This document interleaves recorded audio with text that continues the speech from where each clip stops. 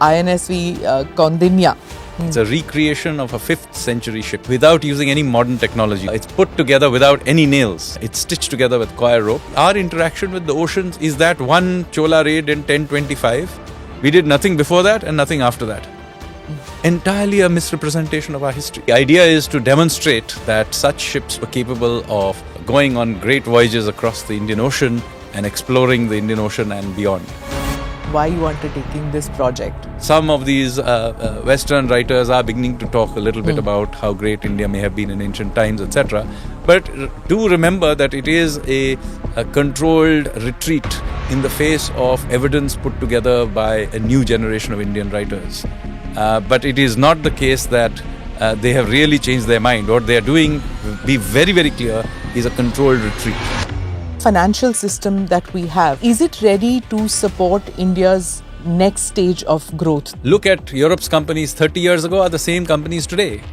Their billionaires are who? They are basically who are producing leather handbags. That is stagnation. Churn is very important. We should be completely comfortable with people going bankrupt, which should not be held as a moral failure. It is a byproduct of a risk-taking society. You need venture capital, you need equity money.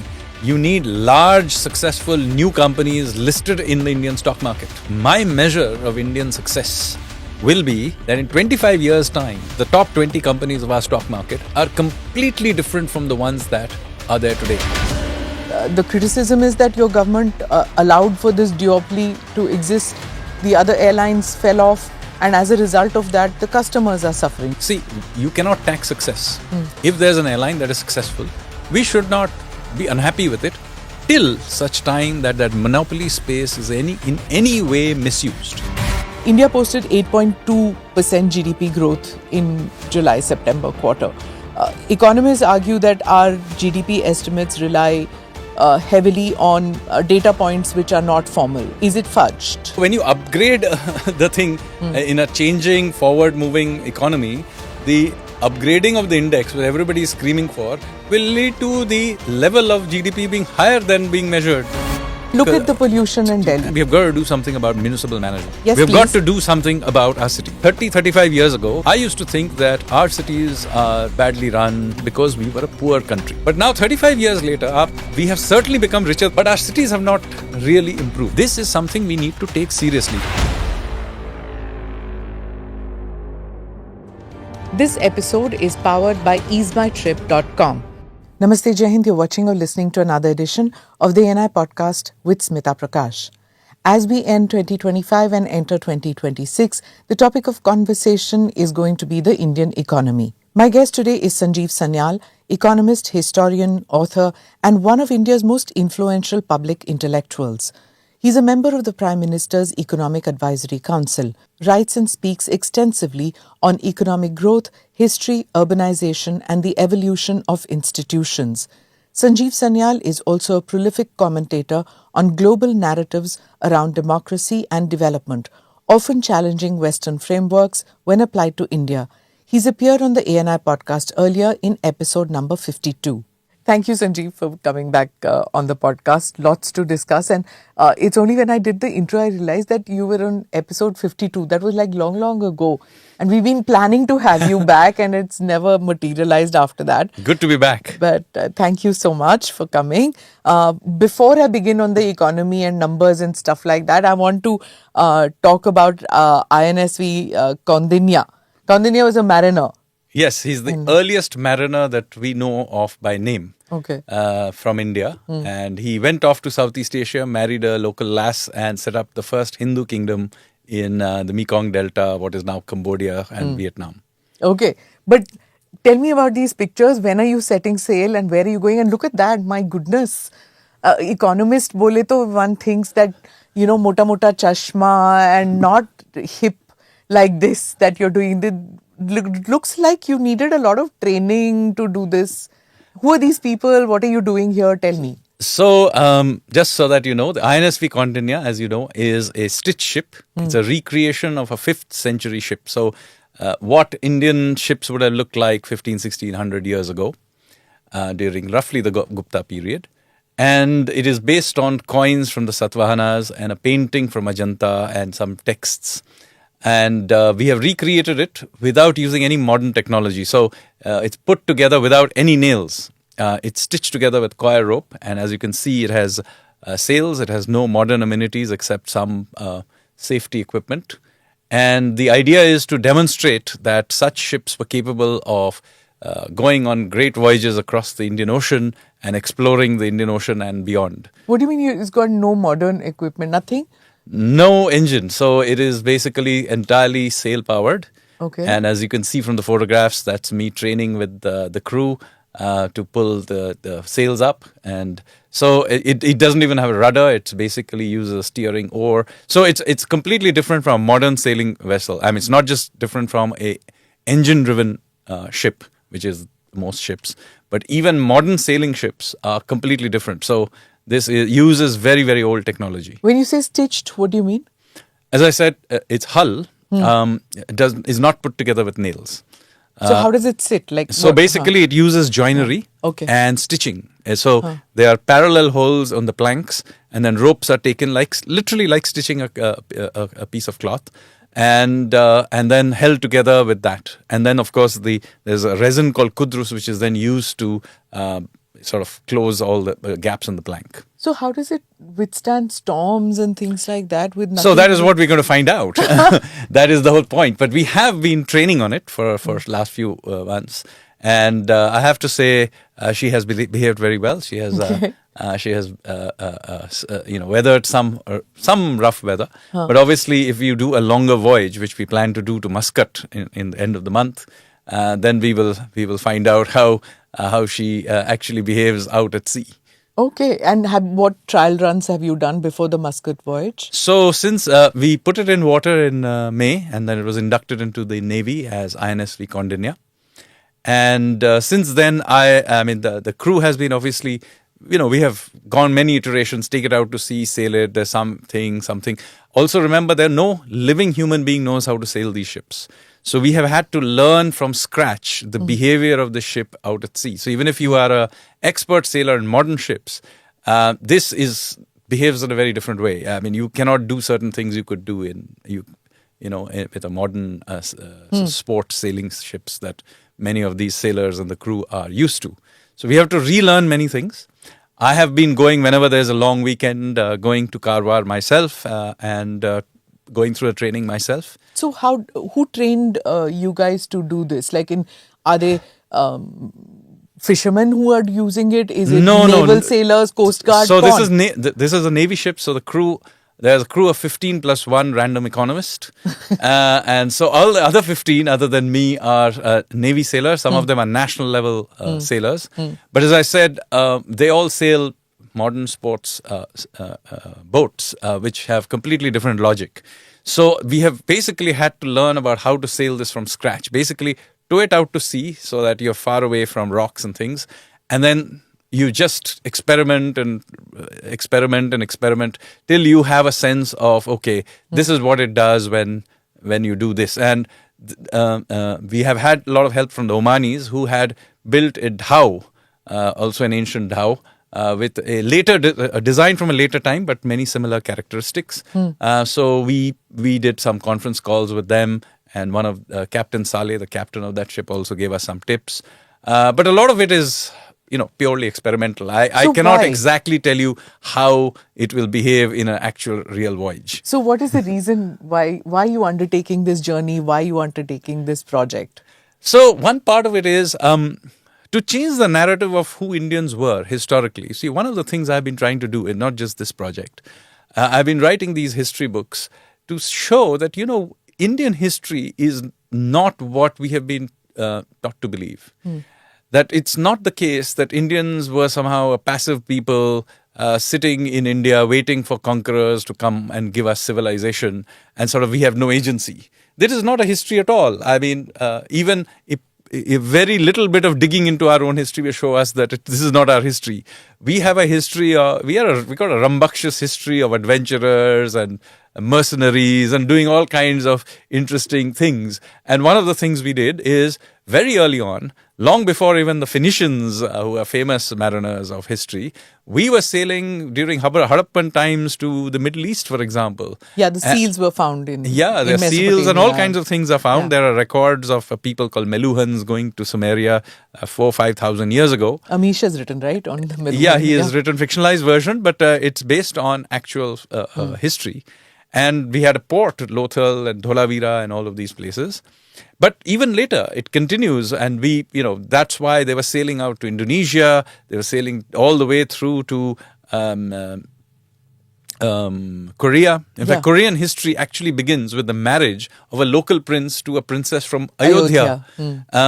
So there were, as I said, the ship itself is called INSV Kaundinya. Kaundinya was the name of the first Indian mariner that we know about by name. They were before, but we don't know their name. About 2,000 years ago, we don't have an exact date. But he went there, as I said, married a local girl, set up a kingdom called Funan, the first Hindu kingdom in Southeast Asia. And all subsequent kingdoms of that part of the world trace their origin to this marriage. Oh. Yes, so till even modern times, royal families of, say, for example, Cambodia, trace their lineage back to this marriage between Kaundinya and Soma. You have a country called Singapore. There's another country called Indonesia. It names itself after India. Its currency is the rupiah. They actually have the correct pronunciation. Rupiah. Rupiah. Rupiah is the correct pronunciation, not rupee. Yeah. But all these countries, when you go, you'll find frescoes, you'll find sculptures and things, and you see the boats out there and the people on the boats who are, rowing or taking the stuff out of the boats, the porters and all that. The features are like the people of South India. The jewelry that so there's enormous influence. The scripts to this day is derived from Pallava scripts. And unfortunately, this history is simply not taught. Now, of course, I'm part of the redoing of the NCERT textbooks. And, as part of that, we are inserting some of this history back. But just to tell you, the way history was told to us was that as if we were just a passive people. In fact, it's not just the impression you get from the background. This is something explicitly written. And I'm not talking about colonial history. So colonial times, obviously, I can understand. They wanted to tell you that, you have always been occupied. So they invented the Aryan invasion theory. But even later on, basically said, you Indians, you never cross the oceans. You are somehow sitting at home waiting for us to come and give you civilization. Now, that is true of the 19th century. But even in the 21st century, books are written with this logic. So, for example, there's a very common book by somebody called Charles Allen, who passed away a couple of years ago. He published a book as recently as 2017 called Coromandel. So it's a history of our coastline, the Coromandel Coast. So it's a modern book, popular. You'll get it in any major bookshop, Hari Sons or wherever. And what does he say in the very first chapter in the second paragraph? He says basically the Indians have had no interaction with the ocean except for a brief period when the Cholas raided Southeast Asia.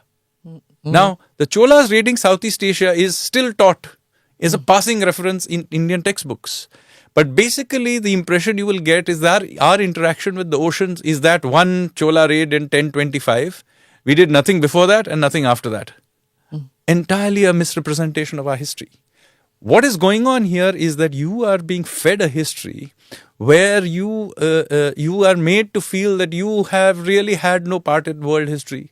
You just, maybe a large population, but basically you were hanging around doing nothing. Waiting to be colonized. And that other people. Now, this kind of, I would say, Orientalism is a very important part of how global narratives are controlled.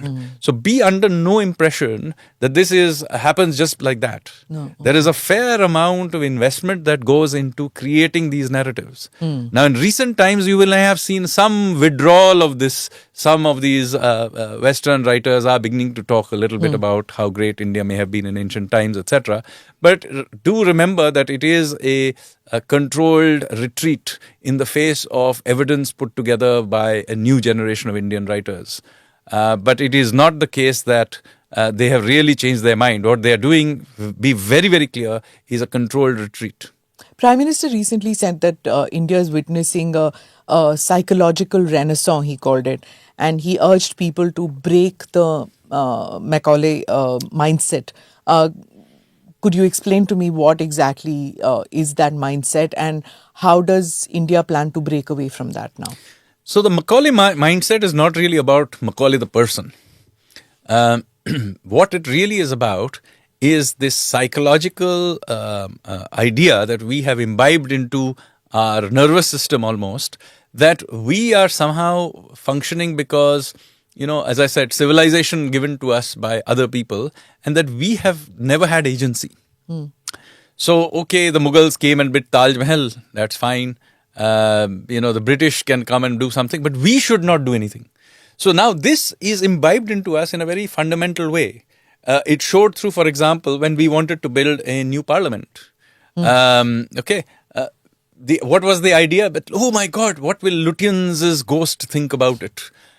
It's a free country. We can build our own parliament. All those lions are looking aggressive and not smiling. I know, which is all strange, because if you look at the original Ashokan thing, they are sort of got their teeth bared.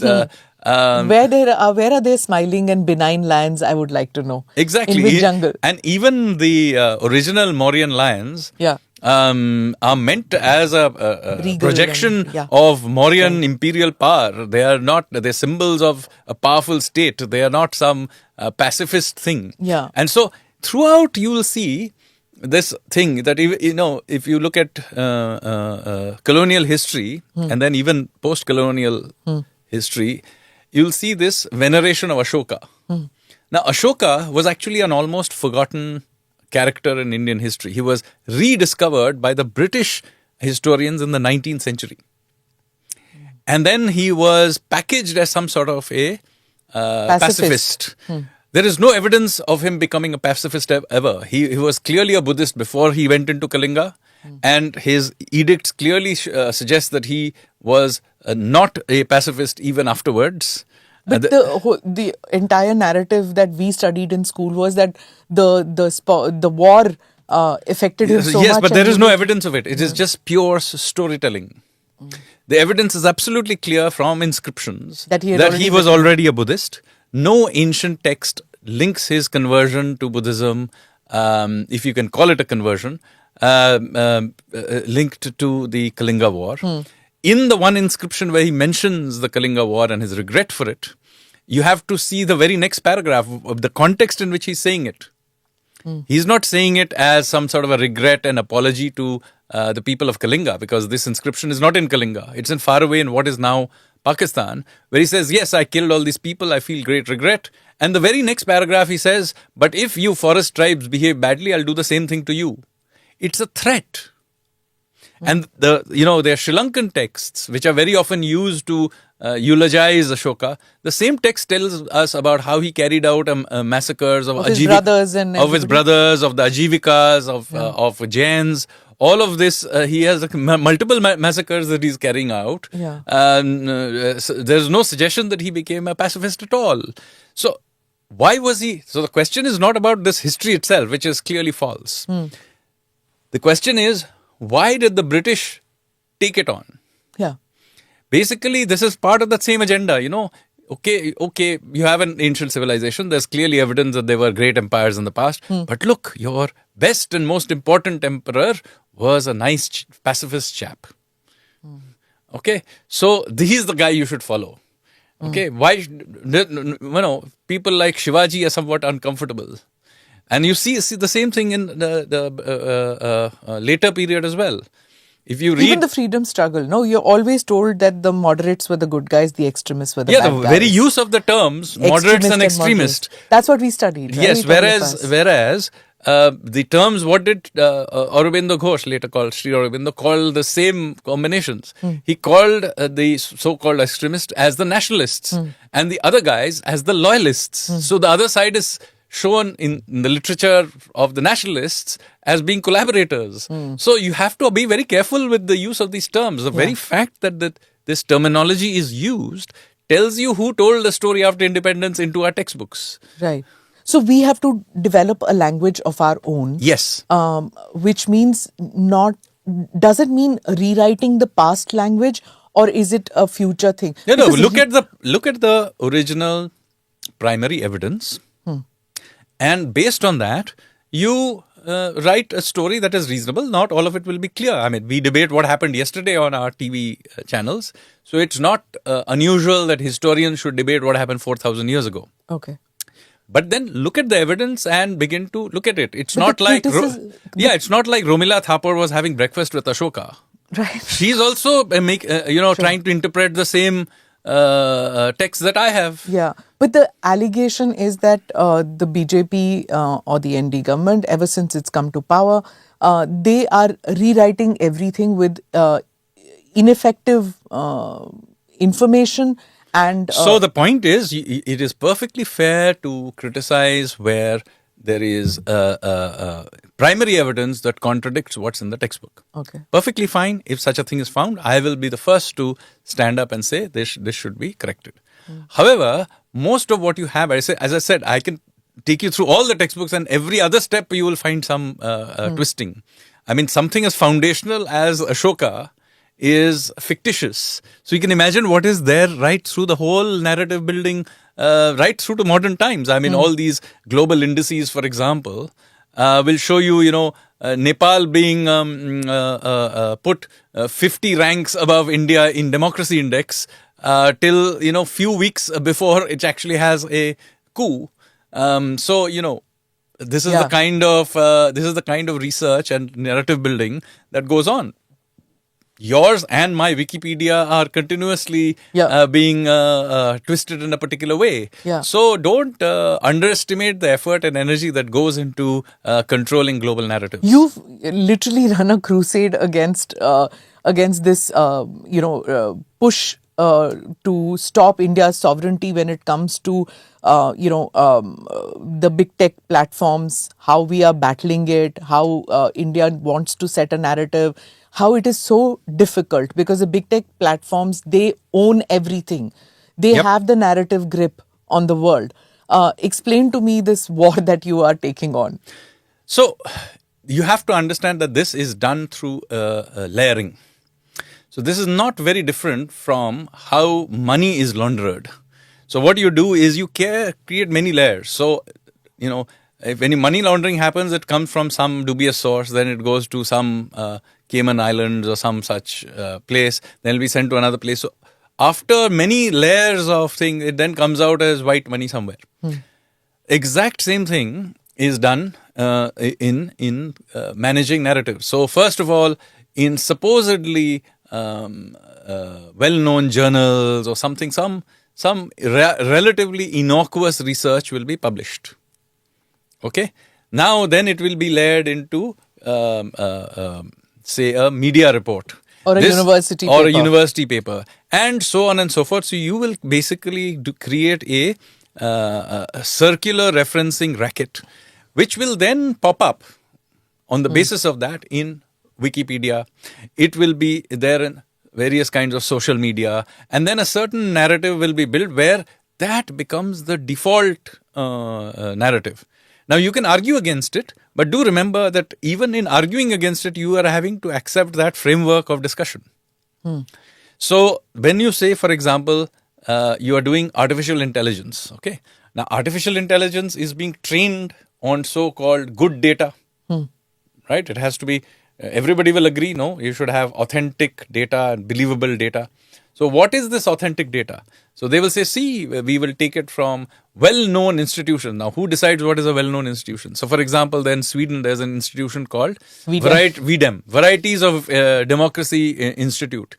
Now, these chaps are funded by the same Soros, those kinds of USAID type organizations. And there are several of these guys. Now, they have on many layers created these indices. Now, you will train artificial intelligence based on VDEM, Freedom House, and all these kinds of things. And I have written papers to show how their processes of research are extremely dubious. It's the opinions at best of a tiny number of experts who they don't even tell you who they are. I mean, it's not some great objective basis on which these indices are being created. They are based on some opinion. And when you question those opinions, there is a lot of pushback, or they don't reply and doing all kinds of things. And so I'll tell you a full story on this just now. So what happens is that artificial intelligence will now be trained on this. Now, so the more the papers that come out from these institutes, the LLMs, referencing cycle, LLMs begin to catch that. So now supposing your grandkids, let's say, 20 years from now, Google up, is India a democracy? The system will say, no, India is not a democracy. It'll use some term that they are today innocuously inserting into the conversation, that it's a elective authoritarianism or some funny term will be used. And that over time will become hardwired into the system. Like moderates and extremists. Yes. And so this is the same thing. The same way in which we completely deny our maritime history and the moderates and extremists, we will have electoral authoritarianism or some absurd term which will down by the default. Now you can argue with your grandkids that this is not the case, but this is what they learn in the textbooks. And the guys who are writing the textbooks will call the same thing. And so this goes on. So I have been challenging this for a while, and I'll give you one example of how I have won some of these battles. So the question is, why is all these VDEM, Freedom House, all these, Press Without Frontier, Reporters Sans Frontier, Reporters Without Borders, or something like that. Some French acronyms, laga do. Why should they be of any importance? Why should we take them seriously? How did they enter into the ecosystem of intellectual debate? So firstly, obviously the same 5-6 institutions, various kinds of international NGOs, mostly US billionaires basically, Ford Foundation, Rockefeller Foundation, USAID, Soros, those kinds of guys, fund through layers these institutions. Now these institutions come up with these things, but they still need to be given another layer. So what used to happen is that the World Bank had something called the World Governance Indicators. It had a website, and what it did, it created these World Governance Indicators and gave them a stamp of approval. So when, for example, real world people like JP Morgan, let's say, creates or for example, the sovereign ratings, they would use the World Bank's World Governance Indicator as part of for sovereign ratings, for example, 20% of the weightage went to this world. Now you think World Bank, World Governance Indicator, stamp of approval ho gaya. Now you dig into this and you discover the following thing. It's actually not based on anything the World Bank has done, but on two random researchers who are not World Bank employees, who are the persons who are in charge of this World Governance Indicator. And if you research it enough, at the bottom there's a small disclaimer which states that, World Bank and its staff are not in any way responsible for these indicators, and that if you have any questions, go and talk to those two chaps. So I actually did that, because I questioned many of these democracy, happiness, all these kinds of indicators. And I wrote to the World Bank. Where Afghanistan is a happier place than India. No, everybody is a happy place except India. So I asked them, how is this possible? Because, we had Reporters Sans Frontier. Once actually, I think it was Reporters Sans Frontier. Or somebody where India's press freedom was less than that of Afghanistan and Pakistan. I remember this. It was 2-3 years ago. So I questioned this whole, their methodology, etc. And I wrote to World Bank saying that, please tell me, how are you using this? So very quickly, they sent me back a letter saying that, sorry, we are not responsible for all of this. These two researchers are. And then you write to them, they will tell you, we have not done anything. You write to VDEM. You see, no responsibility. So I questioned this whole thing, and India and some other countries also raised this issue in about a year and a half ago. And then the World Bank looked into it. And I think in late 2024, they issued a notification saying that they're withdrawing the World Governance Indicators and relooking at how to rejig it. So pushing back matters, but it requires a lot of intellectual effort.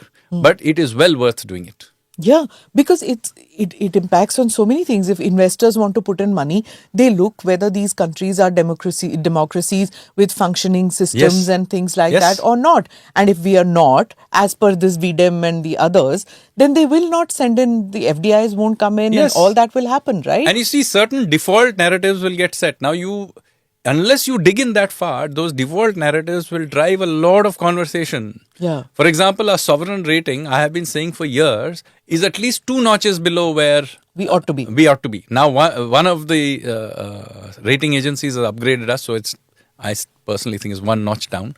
But the others, we are still 2 notches below. So do we battle it or do we bring out our own ratings? What should we do? So one is that you. What does America do, for example, or Europe? So basically, what you have to do is to battle it. Well, they are not going to battle it because they are beneficiaries of the system. So what do they do to become beneficiaries? So well, they control the system. Look at who are the big S&P, Fitch, and Moody's. Yeah. They are commercial organizations owned by Western shareholders. So we have our own billionaires, no? So we should also have one. So absolutely. So I have been thinking about this for a long time, and since I come from the financial field, and at some point I said, look, I used to be Deutsche Bank's global strategist. I'm from the pinnacle of their system. So why don't I attempt to do this? So a few years ago, I actually, over a few weekends, I created my own system and tested it, just light testing, and discovered that I can outperform all of these ratings by backtesting it. But then, you see, issuing it from the Economic Advisory Council would not work. I mean, giving sovereign ratings to ourselves and the rest of the world, not going to work. So I then said, look, a commercial organization should take this project forward. So I then thought, who could it be? Now, India's own credit rating agencies don't do sovereign ratings. This is part of the narrative thing. See, they are large companies, but we have been told ki apna Indian, stay in your lane. Stay on your lane. And in any case, CRISIL, which is the largest one, is owned by S&P. So I took it to CareEdge, which is the second largest, but it is Indian owned. It has some foreign shareholding, but it's basically Indian owned. So I called them in. They had come to me for some other work, and I said, look, here is a project. Would you be interested? And to their credit, they took it on, and then they ran with it. So they sort of built on the methodology I had suggested. They refined it. It's made it much more robust. Then took the data through it. I told them, don't need to forget, just use IMF data. So that nobody accuses you of bias. Data manipulation. Yeah. Okay. And they, in October of 2024, they issued first, I think in April of 2024, they issued the methodology for comments, and everybody agreed it was a good methodology. So in October 2024, they issued 39 countries sovereign rating, suo moto. Okay. They issued it. Now, we now have 14 months of data of what happened to those sovereign ratings. Now, you'll be pleased to know that since they were issued, something like 13, 14 credit events have happened. So either somebody got upgraded or downgraded, etc. of those 39 countries. This CareEdge model predicted every single one of them, suggesting that it is actually a better model than that of S&P, Fitch, and Moody's. Okay. So it is outperforming that model, but we'll have to create a longer track record. And more models, right? Like this is only for sovereign ratings. Yeah, we can do it for democracy. We can do it. So I have now talked to a university professor, and I'm working with him to create our own democracy index. Of course, once I have created the system, I hand it to them to run, because it is not credible for me as a government economic advisor to run them. And I always make sure that model that I have put is put up for scrutiny, so that there's academic scrutiny of it. Then tell me if my model, if you think the methodology is wrong, tell me. I'll change the methodology if there's a reasonable. But after everybody agrees that this is a credible methodology, then whoever is running it puts data through it and it gives a certain result, then you have to stand by that result. Also, tech platforms. I mean, you battle with them also. Like, can we actually make our own tech platforms, or is it going to be this constant battle with the big guys? I think we should be prepared for a constant battle with the big guys. I am not in favor of closed systems. Even if China has succeeded to some extent by doing Weibo it. And the others. Yeah, because at some point in time, you will end up with the ambassador car problem. Okay. You will end up with shoddy products because you have a closed market. So I am a believer that while we should support our own and encourage them in various ways. It didn't work, right? That coup started. It shut No, it's down. okay. And But then- it was. I'm sorry. I did try to use it. even I tried. It So didn't. it didn't. It wasn't world class. And then but the it's other okay. one, Aratai. So that is started. what. Now, I do not want an ambassador car problem. So I am okay with iterate till we get it right. It's okay. Yes. Be open. Be willing to support your own, but in an open system, so that the systems that you do ultimately generate are genuinely competitive and world class. Yeah. I mean, we have done, to a large extent, this digital sovereignty that we keep talking about. Our UPI pay systems and things like that, it's something that the entire world is Yes, looking at. because we did it we supported our own system, but at the same time it was an open system. So I am a big believer that you have to support your own, but do not do it in a closed system. As I said, you will very quickly end up with a situation where your domestic entrepreneurs will focus on getting themselves protection, and rather than in investing in R&D and so on. And so a generation later, they will be more interested in sending their kids to set up family offices in Dubai than setting up labs in India. So limited, I'm going to get to that part too. Limited outreach, limited regulation, or Yeah, outreach with limited regulation? So you keep regulation to the least that you can. Okay. Now, obviously, if there is clear misuse, even by an Indian, if a monopoly pops up, let's say, then be willing to crack down on it, because even an Indian monopoly may manipulate things for their own interests. Just because I am in favor of capitalism, do not confuse it with the interests of capitalists. Capitalism is not the sum total of the interests of capitalism. So what is the Capitalists. democratic health of the country at this stage? Is it completely different from what these indices are showing us? Absolutely. Or is it? It is. It is. I mean, we have now, since the emergency, we have not had any major breakdown in the transfer of power based on voting. People will debate in a democracy, that's fine. But rambunctious as it may be, we have been a successful democracy. And just because the results are not the ones that certain foreign think tanks think are in their favor, does Do you not think mean it's that we just- should. You're saying it's just lazy research, or it's motivated research? It is motivated research, because, as I told you, this whole layering process is done deliberately, and I've written about this too. And why? Is it, I mean, I understand 200 years ago, not independent, when we were a colony, then yes, you have a colonial master. Today, why would it We be are today? an important part of the global geopolitical and geo-economic landscape, and this controlling us and putting it into a box is an important part of the agenda of other players. Even those who are our friends will not be necessarily happy to cede us space. So even those who may otherwise wish us well, so it's not like they are being bad. Within families, you will have cousins and or Sure. friends, etc., who will may have been very nice to you growing up, but maybe somewhat uncomfortable if you become super successful. So the same problem, when you say Vasudhaiv Kutumbakam, do remember that families have their own jealousies. Sure. So even those who may otherwise wish you well, may actually genuinely want you to reduce poverty and other things. They may, on the other hand, when it comes to ceding space at the global table, not be happy. So manipulating the global narrative in a certain way is an important thing that has been going on, by the way, from the beginning of time. Yes. So it's not a new thing. It is just that we used to take it as a given. But we should now begin to realize that we are now a big boy. We need to punch at our own weight. We can, begin to look at the global narrative and reverse the gaze. So, for example, if there are, you will find, for example, Khalistani causes raised in the UK Canada, Parliament yeah. or Canadian, I don't see why we shouldn't discuss Scottish independence or Quebec independence in the Indian Parliament.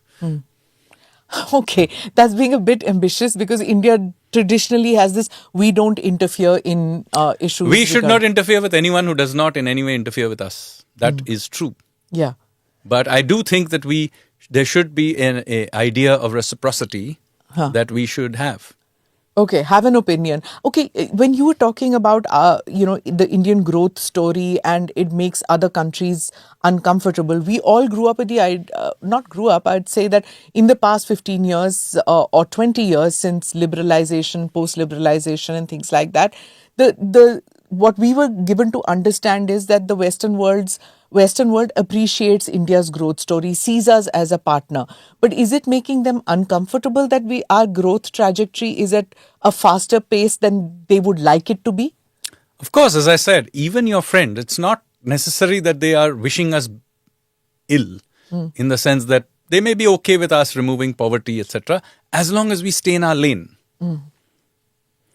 Once we are big enough to be, and we are now big enough to be a major player, then you have to be willing to accept that it comes with the game changing. That you now your car is big enough to be not quite fit into the lane that has been designated. So to the West and America are forthcoming with their opinions. You kind of can gauge when they like your rise, when they don't. How does East Asia look at us? How does West Asia look at us? Apparently, the West Asian countries now want to be part of the India growth story. So I don't think you should think of it as black and white. Okay. On certain issues, they may like it. If they want to sell you energy, they want a growing economy. They want to sell you arms, they may like a growing economy because you have more money to buy their arms or energy or so on. So it is not like, as I said, you are dealing with a world of frenemies. On some issues, they'll be friends. On other issues, they may not be. We should stop having this idea that, he is my chaddi yar, believe, and he will agree with me on every point. No, this is we need to be For behave example, like adults. this voyage that you're taking and showing India as a maritime power, I'm sure countries in Southeast Asia are uncomfortable. For example, Singapore. They will look at it, right? Because they are a major... Not necessarily. In fact, I have been talking with them. They are quite excited about the fact that we maybe want to do in 2026 a voyage to Southeast Asia, to the island of Bali. So if this voyage to Oman goes well, then the idea is to take the ship to the other coast and sail it from Odisha to literally recreate the very famous ancient voyage called Bali Jatra.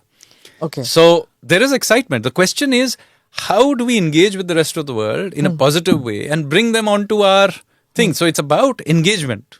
So there's two ways of doing this. Either just because I'm standing up for India's interests does not mean that we have to then become jingoistic and push everybody else around. No. We have to look useful to other people's interests. Okay. Let's go to the field or to the area of the mood of the Indian economy. How do you see it today? Are we really in the path of a long-term growth cycle, or is this an over-optimistic view of things? So, long-term growth cycle in the sense that the opportunity is there. I mean, we are clearly growing very, very fast. The latest number, of course, came in at 8.2. For the quarterly number, my own thing is there are statistical reasons why it's running at above 8. But I think we are doing, on a sustainable basis, we are doing something like 7, which is not too bad given the overall global, disrupted global environment that we are dealing with. It's not a bad pace at all. So, are we in a long cycle? Well, some opportunities are there. For the demographics, for example, are in our favor for next 25 odd years. But this is not something that, naturally happens. It's not like you do one round of reforms in the beginning and then 25 years. It's a continuous process. You have to keep adjusting along the way. New situations arise. So this is a game that has to be actively played. So do we have an opportunity to dramatically up ourselves over the next 25 years? Yes. Will it necessarily happen? Well, it depends on how we play. And so at this juncture, I think we are doing a decent job. To have these 8% type growth rates, even if it is for a quarter or two, with almost no inflation, is not trivial. And there are all other macro indicators also doing well, whether it's a banking system is fine. You speak about demographic potential that we have. The big criticism is that India is growing without creating enough jobs. Explain this to me. So this is actually not true. The best data we have on job creation is in fact the PLFS. Okay.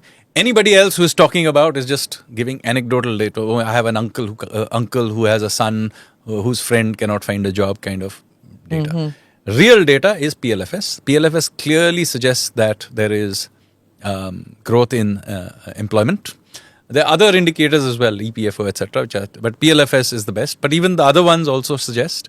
And the other simple one is just you go and talk to large companies and see, is it the case that they are able to hire easily at certain price points? And all of them will tell you that they are having to push up their wages, which tells you that the wage market must be, not certainly not weakening.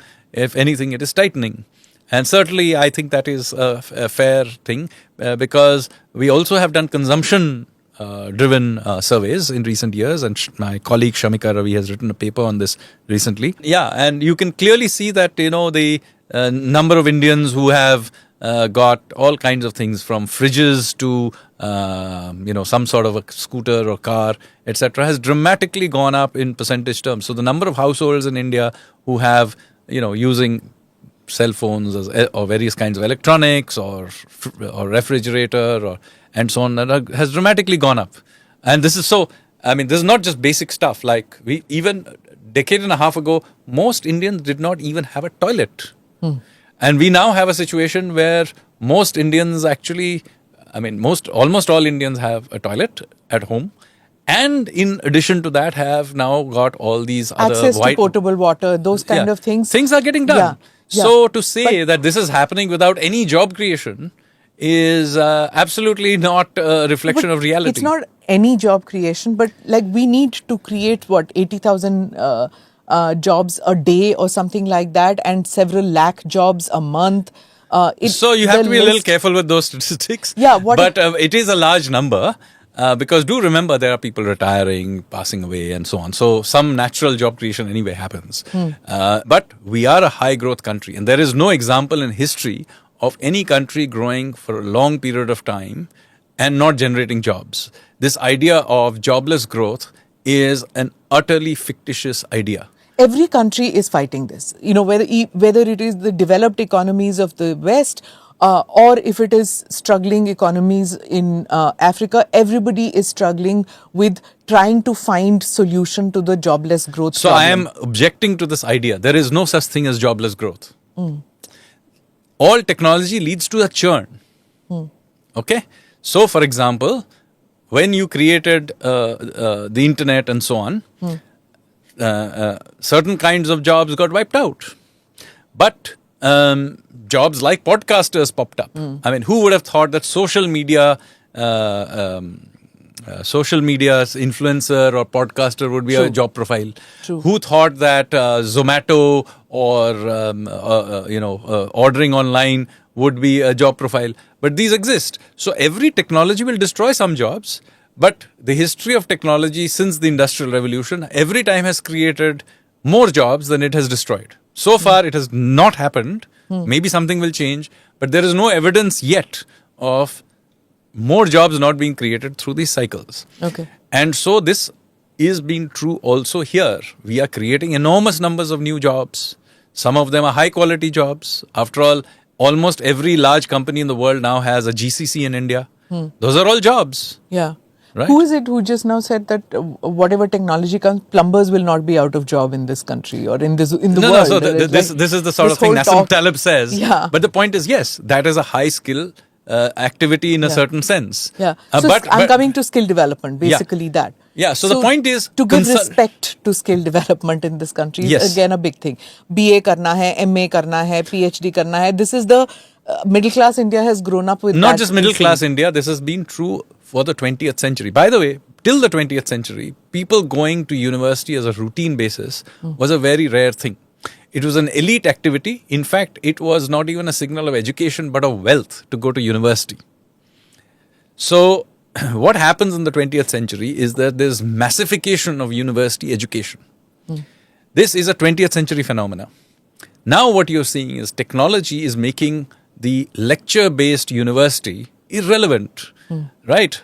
Because artificial intelligence is vastly superior at giving you lectures, even answering your questions. So now tertiary education has to be completely rethought. And that does not mean that there are no jobs. This is a problem for the skilling system. In fact, we now need to see a collapse between the idea of skilling and tertiary education.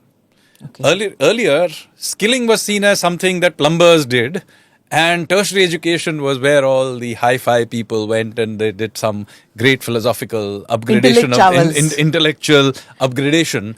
But we are just going to discover that that is going to collapse because you are going to see a situation where I can learn pretty much anything about any subject online and get reasonably good at it. I can have random economists becoming ship designers. We saw the disruption happening even when we were in university.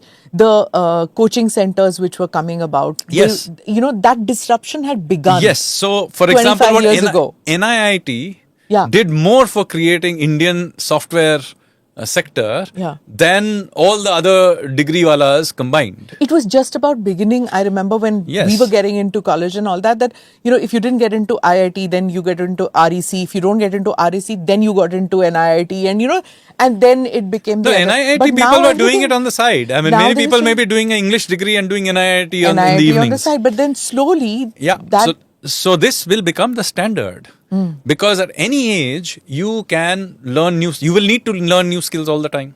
The current system is what? You go to university till age 25. This is the reform that you are thinking was going to happen. Well, this is going to happen whether I reform my system or not.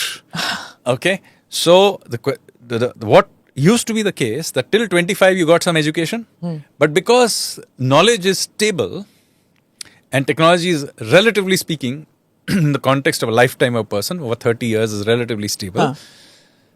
You have, therefore, that education takes you through. Okay?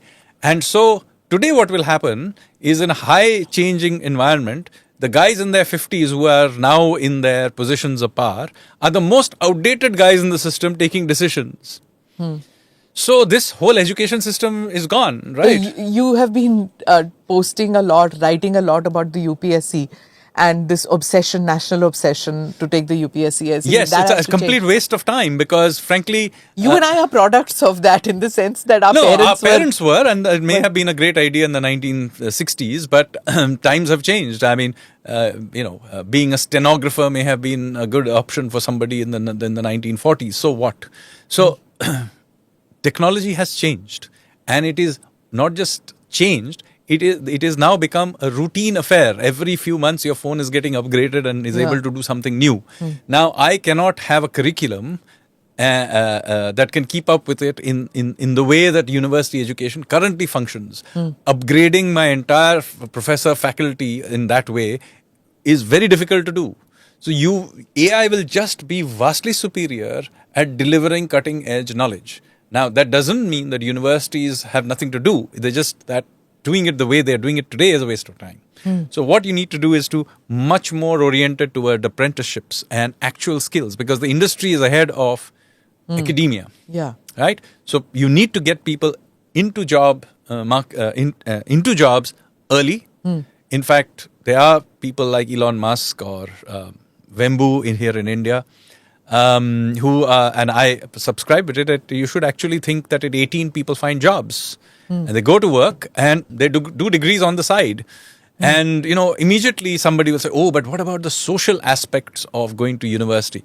Well, guess what? Till the 20th century, people didn't have social lives. In fact, even today, the bulk of human beings don't go to university. Don't they have social lives? I just felt I was wasting my time in college. I was getting the education, but there were 5 to 6 hours where I was doing nothing. And I felt like... Well, I hardly ever attended the class, so I enjoyed university, but it had nothing to do with attending class and imbibing. Yes, you can do so much more because today technology. I would have thought if systems allowed me then, I would have preferred to be at work at 18. And do my classes online. and take exams. And yes, you can for practicals. For example, if you want to learn surgery, you still have to go and learn Yeah, it correct. or whatever. For those kinds of things, you have classes. So different models, Different right? And models different need to- modules yeah, this- also. yeah. So this universalization, which the BJP gets attacked for, that you want to universalize and you want to make one model for the entire country for everything, including education. Now, But that this can be is- then, you see, it can be free and open. So already the IITs, this morning only, they announced that if you want to leave after 3 years, you'll get a BSc from IIT. And I think IIT Madras or somebody has just issued this. I think it's great. And I think this should be allowed. So Okay. there are many things in the new NEP that allow for this freedom. The problem is it also includes in it outdated ideas like 4-year university degrees. Why do you need to go to university for 4 years? If I can do 3 degrees in 1 year, that's my problem. It's going to cause disruption in many ways, and that disruption is good, you feel. right? Absolutely good. Yeah. We need to embrace it. Artificial intelligence needs to be embraced. And will it cause a great deal of disruption? Yes, it will. But those of us who imbibe it fast will be able to use it as a tool to upgrade ourselves. After all, what is technology? Technology is basically something that allows a low-skill person to do a high-skill job. Okay. So now somebody with lower skills can do things that would have required a lot of training and education earlier. So it would have taken you a long time to reach the level of knowledge of a top-end lawyer. Today, AI can make a 18-year-old with a high school degree be able to get to at least some part of the journey.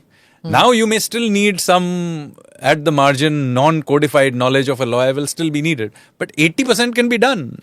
Sanjeev, you are an economist, you're an academician, but you're also sitting in bureaucracy. You're sitting with the bureaucrats around there formulating policy. Do you see them adapting to this new world? I think you will be surprised how fast Indian bureaucrats adjust. I think the mental image of Indian civil servants needs to be upgraded a little bit. Okay. Now, I'm not speaking for every single one, but, anybody who knows me knows that I am an extremely disruptive person. Yes, that's what I want to know. And You're a lateral entry. How do they accept you and your radical ideas? And you will be surprised how many of my radical ideas have been implemented just in the last few months. And so you will be also surprised to know that there are several fairly radical civil servants in the system. Like, for example, you have Mr. Rajiv Gauba, who's been given the job of doing the reforms. He's now in Niti Aayog, but former cabinet secretary. And you have seen a slew of reforms which are driven by his office. I work very closely with him. And there are many others as well. So what it requires, you see, as in any large number of people, there are always 20-25% of the people who want to go out, do stuff, are adventurous, intellectual, want to be intellectually challenged. And there are always 20-25% who don't want change Sure, of or course. are, etc. And then there'll 50% who go with whatever is the prevailing culture.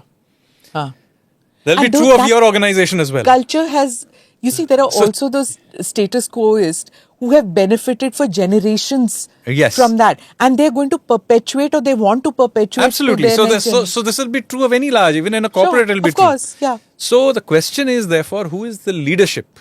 So in a government system, it's the political leadership. So if the political leadership provides opportunity and encourages the change makers, the reformers, then the overall culture also shifts. It's not just they succeeding. About 50% who are generally go with whatever is the prevailing culture will also shift to that. Suddenly you will have 80% of the system delivering in a particular direction. So what is that one reform that India hasn't tackled as yet, which keeps you awake at night? Well, I sleep very well, so it doesn't keep me awake. But I would say that I think if you see all the big central government reforms that needed to be done, labor laws done, insolvency and bankruptcy, cleaning up of the banks, now more recently pulling back all the QCOs, the quality control orders. I think at the central government, we have now reached a point where our systems are reasonably good. I'm not saying you can't improve it.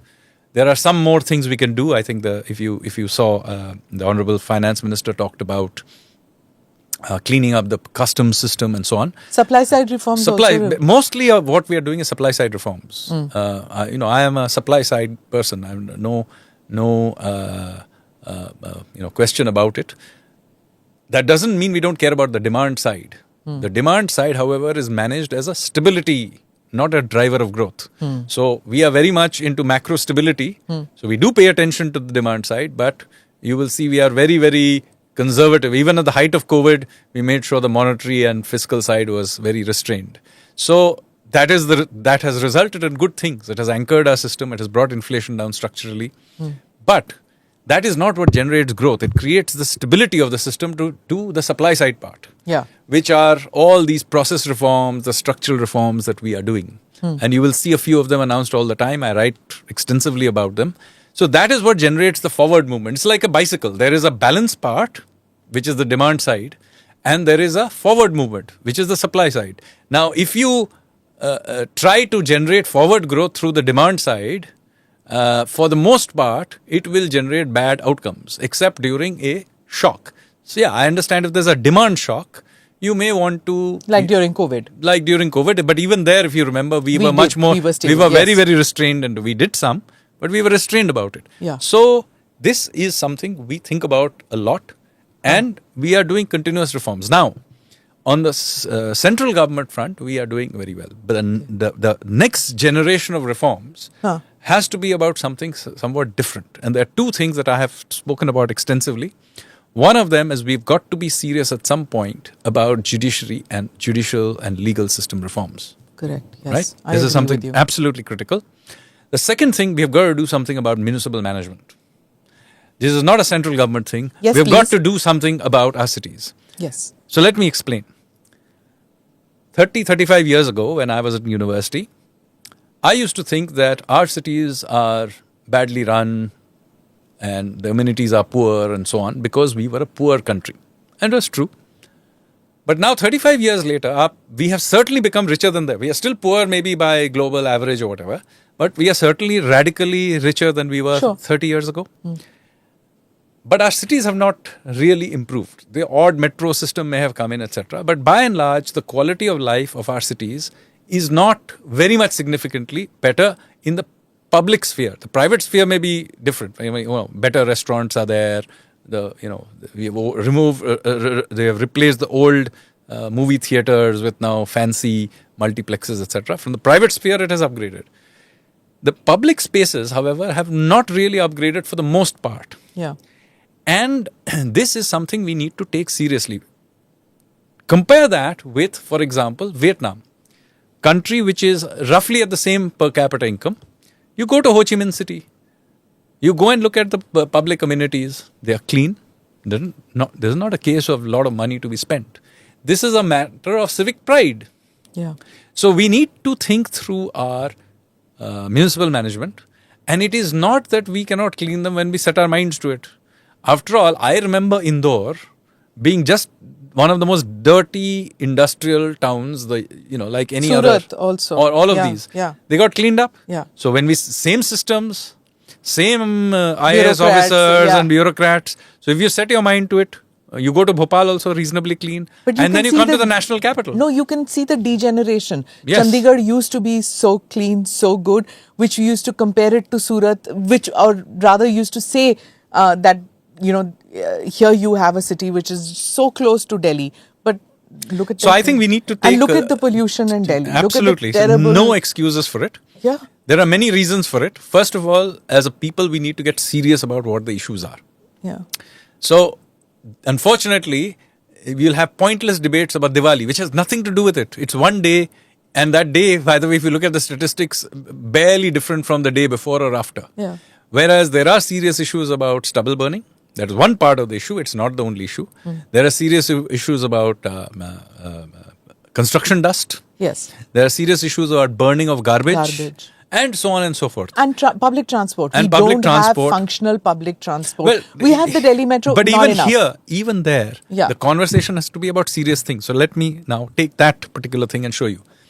Delhi Metro is actually a fairly large network now. It's not a small network as it may have been. By any standard, the Delhi Metro is a decent system. But what is the problem? You come out of the Delhi metro into absolute chaos. Chaos, yeah. Why? Because we do not invest into the next layer That last mile connectivity. which is walking. Yeah. When I talk about last mile connectivity, it becomes about how to allow some three-wheeler or some other such thing and try. No, all public transport has to be based on the last mile being walking. Yeah. Okay? Not anything else, not even cycling. And very often we then have these fuddy-duddy ideas of adding cycling to walking. So I am a big cyclist. I spent years cycling back and forth from work, but it is not to be confused with walking. Walking is the single most important form of transportation in any city. Yeah. It is cheap, it is egalitarian, and essential to all public transport systems. And yet, we don't invest in sidewalks. When you come out of anything, in fact, we have a euphemism called road widening. What is road widening? It is narrowing of the pedestrian space. And the pedestrian space is for people to sell their wares. Absolutely. Who cannot invest in a shop, they sell their wares. So- It's for cyclists to ride on. We need to have a serious conversation as Yeah. citizens of cities. And those conversations have to be driven by citizens and not by activists. This No, is but another even- very important issue. Okay, get that. Activists, yes. Citizens, yes. But also of the city planners. We don't plan our cities. You know, So here also I have a somewhat radical view. This problem is not a problem of city planning. It's a problem of city management. Let me separate the two out. The reason for that, I'll explain. You see, what we call planning in India is actually not planning. It's called master planning of a certain kind. Basically, what do? We take a 2D map. We draw various kinds of straight lines on it. Then some great theoretician will come and decide various kinds of zones. And I've gone through this process, by the way, even for Delhi and many other. And they will say, we have studied 30 years of past data, and so we now know that this industry should be here.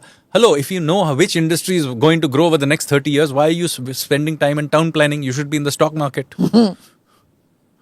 So, this is an utter waste of time. What you need to do, and you do need to plan, you need to plan the trunk infrastructure. You need to plan the look and form of what the city will look like. Not what that building will do and what is in the private space. Instead, if you look at our building codes, the BIS building codes mostly go on and on about how much gap there should be between the boundary wall and your building, what you should be doing about staircases inside your house. They are not about public space at all. So we need to have a conversation when we talk about planning. The planning has to be more about the management because cities are continuously changing. So it's about transition management. It has to be about the look and feel of the city. It has to be about walkability. It has not to do with zoning. Except for a few dangerous industries, we should allow everything inside the city no, but you and allow to evolve. it. If you allow it, for example, the Ambani Cultural Center has been built, and you allowed it to happen, and Yes. it's huge. And BKC has happened; it's huge. But the way to that is So you invest jab. into- And the same with the Bharat Mandapam. Lovely, everything nice. There was the trade fair thing, which was earlier. So you there, build the infrastructure for but it. there was no infrastructure around. build it. the infrastructure for jams it. every day. One part of it is, of course, bad signage, which is another debate to be had. But you need to invest for these things and manage it. And You- make the infrastructure. Private sector is making its infrastructure. Build the flyovers, build the signages and stuff like that. Plant the trees before. No, those so things this is come where in. I am disagreeing with you. The point is, if we were all so wise, then Gurgaon would be still a retiree town. If you went back to 1990, before the IT boom and back office boom, and you asked some civil servant to plan Gurgaon, he would never have built for what the city became. Yeah. So this whole idea that, we should have some wise town planner and he will very wisely think about what will happen 30 years and he will build infrastructure is a waste of time. You've got to do this as it happens. No, but I went to Naya Raipur and they have done everything. They've So built the exactly, roads and they've has done- Naya Raipur succeeded? No, it's an large Yeah, empty but they've spaces. It'll put never up- be anything if you do not allow it to evolve. That's the point I'm making. Even in Haryana, or let's go to Chandigarh. Why didn't Chandigarh, which is supposedly planned, become the hub of all this great BPO and all of these kinds of activities. Because it couldn't be done there. Because Le Corbusier, who was the great town planner, never envisaged that you would have essentially large white-collar factories. Gurgaon, for all its failures, simply allowed it to happen, maybe through all kinds of breaking of rules. But if we had gone with the so-called building codes, we would never have, that sector would not have emerged. So rather than complain about changing times, adapt to it. How do so you build start? for it. Okay. Continuously invest into it. And that requires many of the things that you now need to invest into Gurgaon do not need you to have some great planning. Removing garbage did not need planning. You knew if there is a city, it needs garbage removal. Yeah. It does not need great imagination to think that, the green spaces being taken over by wine shops is not great for environment. I have nothing against, I'm not a teetotaler and I have no problem with wine shops being there. But does every green space have to be taken over by one? Yeah. And you don't need every 2 miles, you don't need a wine shop. Yeah. So you need to manage the city. So do not let off today's city managers on grounds that there was no planning. All cities evolve, all living cities evolve forward by continuous upgradation and management of transitions. Sanjeev, you've also heard about millionaires and sons and daughters of billionaires leaving the country. 23,000 millionaires have left India since 2014, supposedly. It's a major reason. It's not tax. Many people say it's because of tax. Well, reason. some people will. Yeah, okay. Some will make the excuse Whatever. or genuine. I don't know that we can tax but or whatever. It's the quality of life. So one part of it's quality of life to some extent. Yes, I can have some sympathy on air quality and issues like that. But let us also be very, very clear. Some part of it is that we are not seeing enough churn in our business elite. And so what is happening is that if you create a business elite which is relatively static, after a few generations, they will lose the fire for innovation and they will ask for protection of their industries in India while they set up family offices in Dubai. Every elite will do it across the world, nothing unique to even India.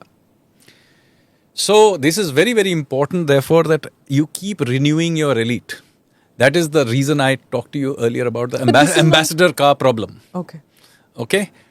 After all, there are, in the same Bangalore, which all kinds of problems, there are startups doing amazing things. Yes, sure. Those kids are sitting there in somebody's backyard or garage or something and doing new things. So why does it need these millionaires' children to be sitting in Dubai? They don't. So let us not excuse our business elite who are not investing in R&D. They are using their occasional CSR activities as some sort of a substitute for the hard work of being knee-deep in the mud of their factory doing shop floor work.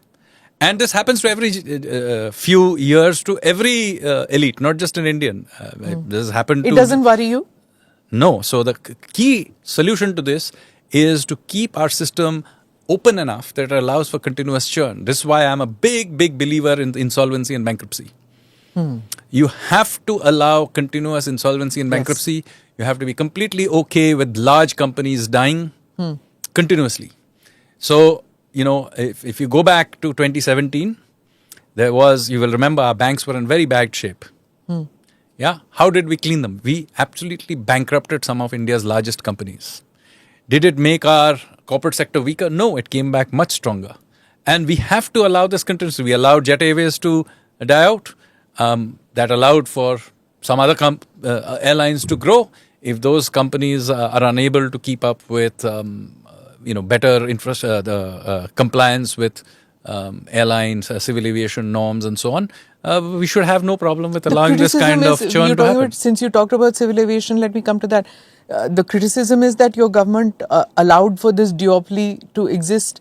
The other airlines fell off. And as a result of that, the customers are suffering. No, today. so I have a different view on this. We should allow continuous churn.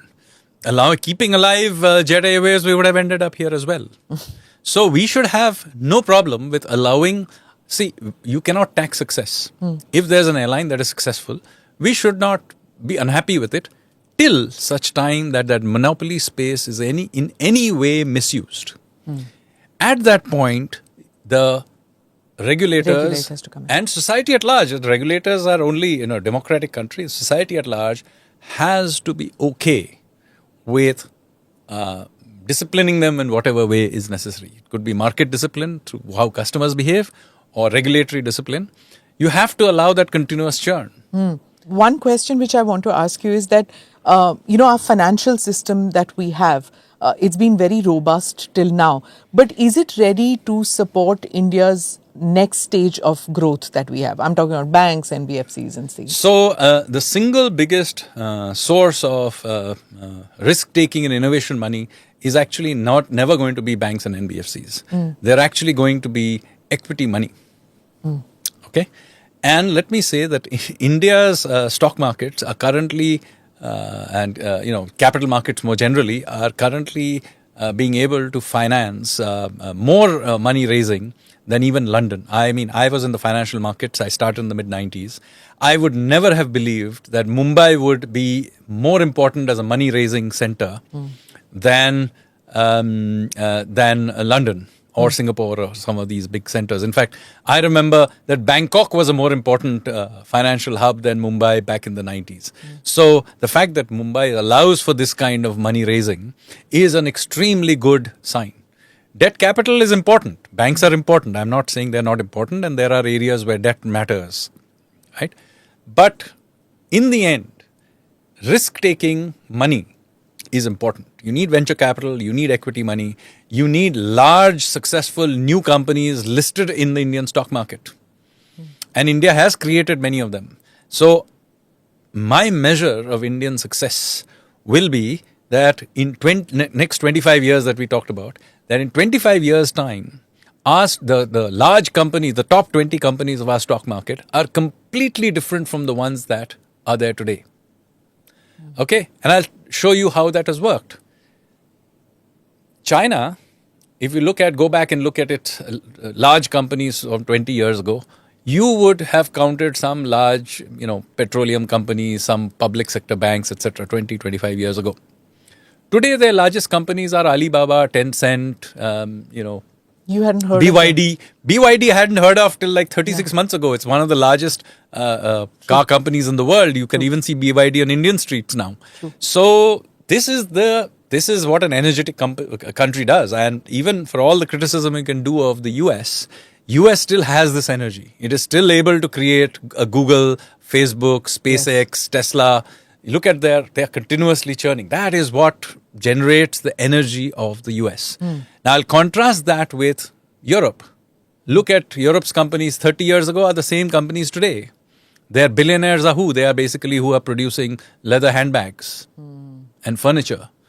Right? Stagnation. That is stagnation.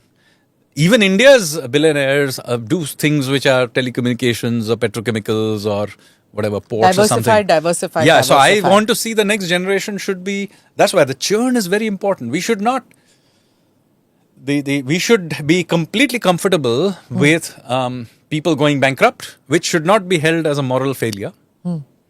It is a byproduct of a risk-taking society. And this goes back to my whole point about the voyage of INSV Kaundinya. That we have to have this risk-taking culture. For all the Kaundinyas that reached the Mekong Delta and married a local princess and set up a kingdom, there must have been many, many others who perished making the voyage. Yes. Or got killed by local tribesmen or whatever bad things happened to them. But that was our culture. Europe, when it became, through Renaissance and dominated the world, it had, you may not think Christopher Columbus and Vasco da Gama were good people, but you cannot deny their risk-taking ability to sail off into the unknown. Talking of bankruptcy in the private sectors and allowing that to happen, talk to me now about governments, state governments, which are facing bankruptcy because of the freebie regimes that are happening. Can we get into that? What is your view on this? So I have always been very, very uncomfortable with freebies. But I will distinguish between freebies and safety nets. So some amount of safety net is needed in any risk-taking culture because some of it will go wrong by definition. And don't think only on billionaires, trillionaires. A risk-taking culture is taking risk all the time. Whether it is even setting up a kirana shop is a risk for at that level. So if that is what is happening and you're allowing technology to cause churn, you have to allow for the fact that there will be some people falling off at the edges all the time. And you have to have some safety nets for them. So that safety net I am in favor of. Okay, so I want to clarify here. I'm also in favor of some passing of benefits to the poorer sections to give them the ladder to climb up. That also I have no problem with. Okay, so if you want, for example... So normal trickle down is not happening, or is it happening? Some will happen. The data that you put out with that Shamika had put out, which is like more so people both happen. Both are happening. You have to do what I will call assisted trickle down. Some will trickle down to some people, some will not trickle down. For every story you will see of a rickshaw puller's daughter who cracked the UPSC exam or got into IIT or whatever, there are others who didn't. So both have to be done. You have to create the pathways up, and some people will climb. Some people will climb the ladder, and some people have to assist it of the way pulled up. So that is fine. What I have a discomfort with is this idea that you for example, freebies of women can do ticketless travel in buses. Now, it doesn't really, it's not targeted, whether you're rich or poor. A poor man is as worthy of being supported on public transport as a woman. This is just a clear case of freebie. It's not a large amount usually. And most people should be able to pay that. You can subsidize it to some extent, but this is an example. So should be tagged to the economics of it all. Yeah, but you wouldn't be able to do it in a public. Any case, most people using public transport come from a relatively lower strata. You can subsidize it up to a point, but having these populist things that I have. But all these Mahila things of Behna, this Behna, so you have to be very, very careful with doing all of these kinds of things. And I am particularly uncomfortable with creating, many states have done, having very generous pensions for civil servants, for example. You have to be very, very careful about doing this because you are effectively creating liabilities for the next generation. Because most pensions, now you can have pay-as-you-go schemes, but if you are creating systems that will be paid out of current revenues, then be very, very clear that as our demographic turns at the end of this cycle, after 25 years, the population of working age will shrink. And you will be loading that shrinking working population with the pensions of the previous generation. And they will not be able to pay it. And so what you have, for example, in Europe, you are continuously extending out the retirement age. There is discussion in several European countries of taking it as high as 75. France today has more people getting pension than it has people working. So you will have a serious breakdown if you do not do these kinds of, think these ones through and begin to promise pension. So I always tell young civil servants who are, entering the workforce today that, look, do not be too excited about very generous pensions in the old pension scheme framework, because be very clear, through your working life, you will be taxed over the next 35 years. But when you turn up at the top of the queue for getting it, be absolutely clear that there will be no money to pay you. So you should be the one bunch of people who should not be excited about this, because the demographics will not support it. It's just the arithmetic doesn't work. Okay, what about those states which complain that, we don't have money now for this growth story. We don't have money to build our bridges. We don't have money to build our public infrastructure. What do we do? Like Telangana Chief Minister has already said that. And he's competing against Chandrababu Naidu, who seems to have a lot of funds. So, yes, I can't comment on individual states because I'm an official of the central government. But let me say that the amount of resources that are now available to states, whether it's from their share of GST or other sources, or for that matter, there is also opportunities of doing any other things from monetizing land and other assets. To say that you do not have resources at the state level, of course, everybody wants more resources. That is generically true. I mean, the whole field of economics is about how to do trade-offs for limited resources. But some of these states, Like, for example, that are Bengal has complained against your ministry not giving enough funds. Not I am releasing- not in any ministry, but the finance ministry. The finance ministry. Look, that's part of politics. I cannot comment about it. But let me say the amount of resources now available is order of magnitude higher than what it was a decade ago to all states and at the central level. And if people, if there are states that are finding it difficult to have resources, then I think the citizens of that state need to have an honest look at what the budget is spent on. So, as I'm concluding, I want to ask you about the position that India occupies in this fragmented global order. Where do you see India now? Is it a balancing power? Would you say it's a swing power? How do you see India? So we are now, after obviously this, we live in a world of the big two. There are clearly two big economic and military powers in the world, which one is being the US and the other being China. And then there is a next layer. So I would say we are in that next layer, which includes, of course, Europe. It includes us and maybe Japan or whatever other countries you want to add to that layer. We are a part of that layer, but of course we are growing faster. So at some point we will become, in the next 24, 36 months, we'll become the world's third largest economy. Our geostrategic position and our military capabilities, depending on which space you look at, we are, I would say, after the big two, we are in the, depending on the field, we are in the next 2-3 countries to be cared about. So if you're taking a military view of the world, then Russia will be in there. If you take an economic view, you may take the European Union in there. So it depends which space you're looking at. But we are an important player. In most fields, we would be a serious player in the next Do layer. the G1 and G2 want us closer to them, or do they want the distance between us and G1, G2? It would be to very unusual from a human psychology perspective to want us to. we want us to be closing the gap. Even if some of them may want us to be allies in certain activities. So as I said, we should think of the world as a world of frenemies who will collaborate with us in certain areas and oppose us in other areas. Okay. Now, this is not to suggest that we should consequently sort of go back into some shell. No. If you want to play in the world, you have to play your flex game. Play the flex game. And it's not just about flex. You have to collaborate with others. You see, in order to be something useful to for them to be useful to you, you have to be useful to them. Pick your partners carefully. Pick your partners in the space. What I'm repeatedly saying, multi-alignment is fundamentally different from the idea of non-alignment. Right. Non-alignment general idea is the world is a dangerous place. Let us be union leaders of the poor countries and somehow keep away. That is not multi-alignment. Multi-alignment is that we are a player in the world. We matter. And we will align, given our own interests, with different countries and different spaces, depending on what works.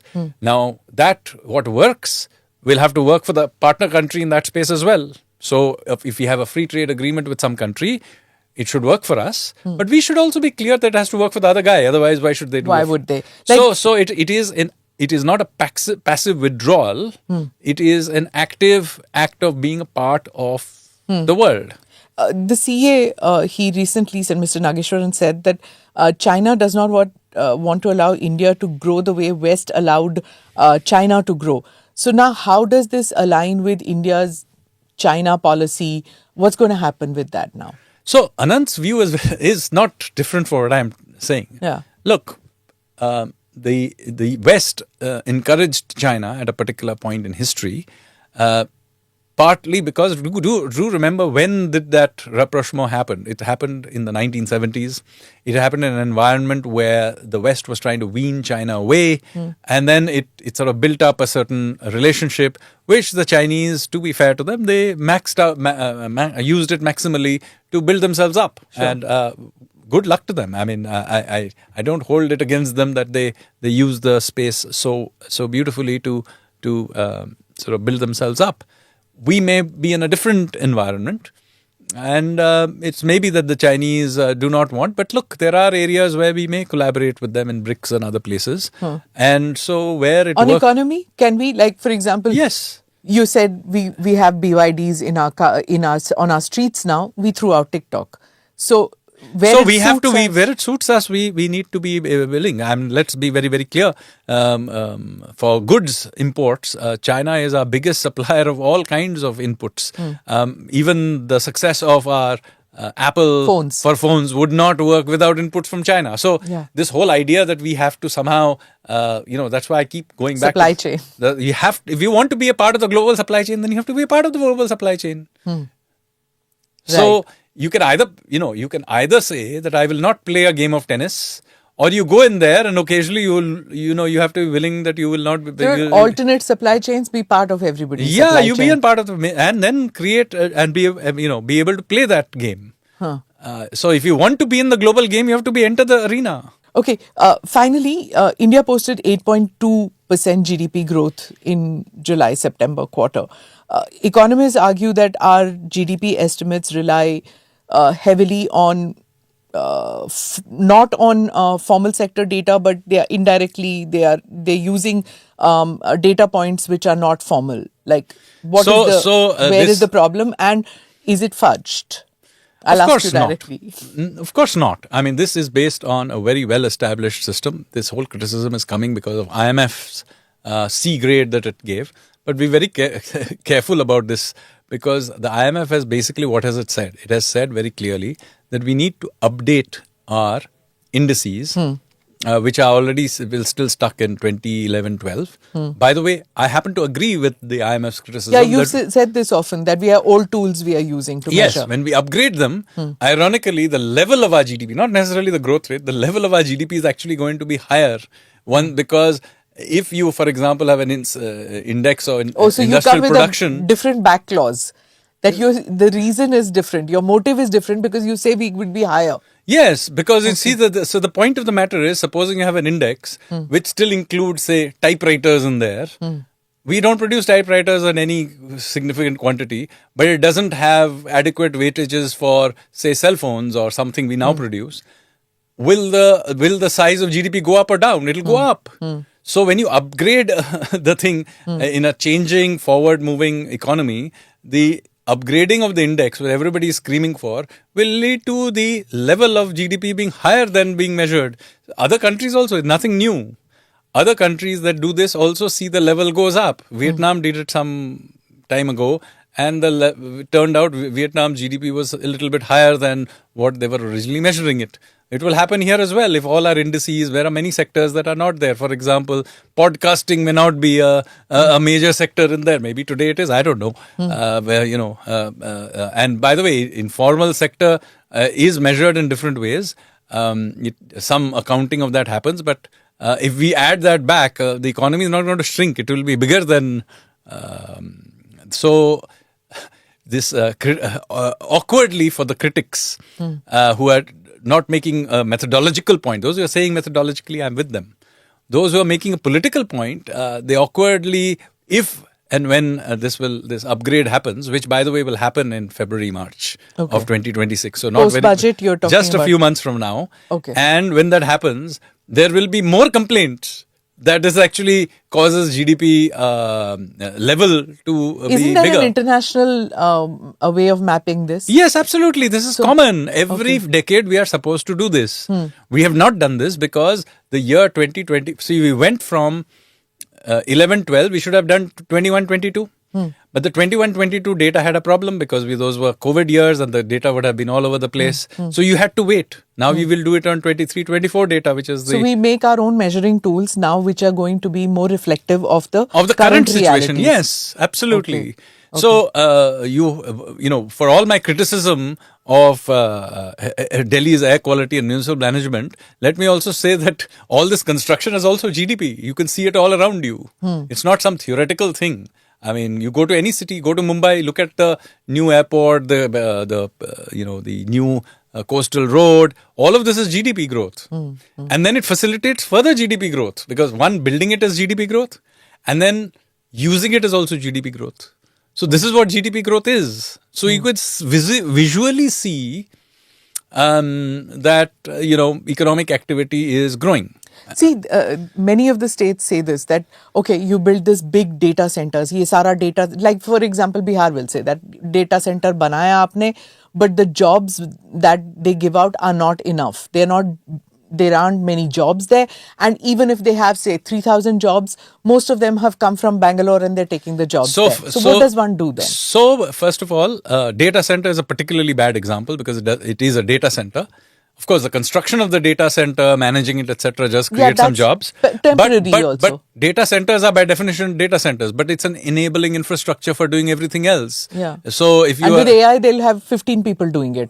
Maybe 15, maybe not. But AI is an enabling technology for allowing millions of other jobs to happen. So you would not be able to have Blinkit or Zomato or even airlines today without those data centers. So if you're having, let's say you are saying you want tourism, then let's say all the new small hotels that are popping up and are able to market themselves online, they are based on this data center. So to say the data center itself did not generate jobs, first of all, is meaningless. We need these data centers in order to be able to do that. Secondly, to run that data center, you need all kinds of other jobs. You need the energy input into it. You have to build the data center, the inputs into the data center, managing the data center. Yeah. There's a huge number of jobs that are created by data centers. So, just simply mining the...